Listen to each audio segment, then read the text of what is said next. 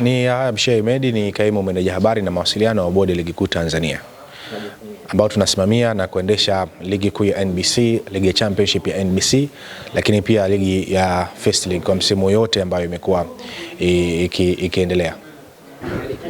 Tumetoa ratiba ya ligi kuu ya NBC, na kama ambavyo tumeshuhudia pia ratiba ya ligi zote hapa zote zinatamatika kabla ya Mei 16.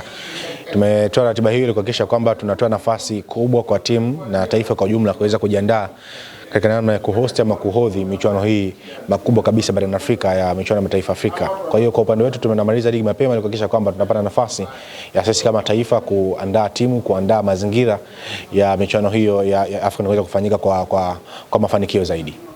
Of course michuano hii ni sehemu ya kujiuza, ni sehemu ya kuonyesha vipaji kwa kila mtu ili kuona namna ambavyo wanasogea zaidi, kwa sababu michuano hii ni michuano ambayo inakusanya dunia kwa ujumla. Dunia yote inatazama michuano hii kutokana na muda ambao uliopo.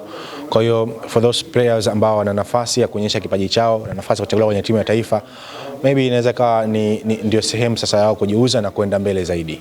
Zindua ratiba ya ligi ya championship ya NBC kwa msimu 2026-2027, lakini pamoja nao pia tumezindua ratiba ya First League kwa msimu 2026-2027.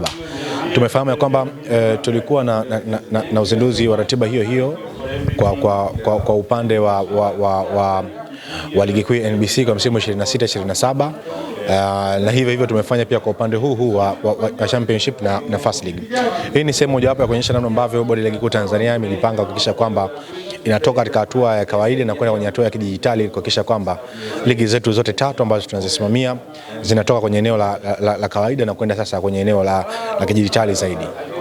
Changamoto ambazo ilikuwepo msimu uliopita mojawapo ilikuwa ni hii ratiba. Kwa hiyo kuitoa ratiba kwenye eneo ambalo ilikuwepo awali na kuleta kwenye eneo la kidijitali ni sehemu mojawapo ya kusolve hizi changamoto ambazo zimejitokeza hapo awali. Kwa hiyo kila changamoto ambayo inakuja ni sehemu ya fundisho, ni sehemu ya kuona namna ambavyo tunaichukua hiyo kama changamoto nyinginezo na kuona namna ambavyo tunazisolve kutoka hapo zilipo kusogea mbele zaidi. Tumekwisha zindua ratiba, tuna imani wamefanya sajili bora.